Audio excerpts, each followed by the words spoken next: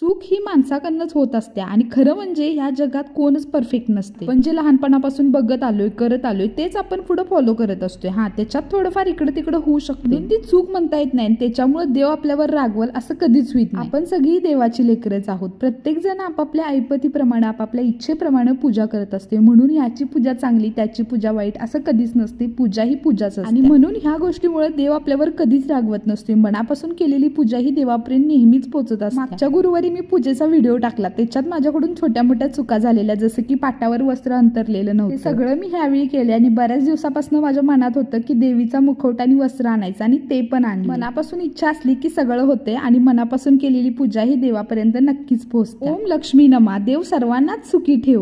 चूक ही माणसाकडनंच होत असते आणि खरं म्हणजे ह्या जगात कोणच परफेक्ट नसते. पण जे लहानपणापासून बघत आलोय करत आलोय तेच आपण पुढे फॉलो करत असतोय. त्याच्यात थोडंफार इकडे तिकडे होऊ शकते, ती चूक म्हणता येत नाही. त्याच्यामुळे देव आपल्यावर रागवल असं कधीच होत नाही. आपण सगळी देवाची लेकरच आहोत. प्रत्येक जण आपापल्या ऐपतीप्रमाणे आपापल्या इच्छेप्रमाणे पूजा करत असते. म्हणून याची पूजा चांगली त्याची पूजा वाईट असं कधीच नसते. पूजा ही पूजाच असते आणि म्हणून ह्या गोष्टीमुळे देव आपल्यावर कधीच रागवत नसते. मनापासून केलेली पूजा ही देवापर्यंत नेहमीच पोहोचत असते. मागच्या गुरुवारी मी पूजेचा व्हिडिओ टाकला, त्याच्यात माझ्याकडून छोट्या मोठ्या चुका झालेल्या, जसं की पाटावर वस्त्र अंतरलेलं नव्हतं. ते सगळं मी ह्यावेळी केले आणि बऱ्याच दिवसापासून माझ्या मनात होतं की देवीचा मुखवटा आणि वस्त्र आणायचं आणि ते पण आणलं. मनापासून इच्छा असली की सगळं होते आणि मनापासून केलेली पूजा ही देवापर्यंत नक्कीच पोहोचते. ओम लक्ष्मी नमा. देव सर्वांनाच सुखी ठेव.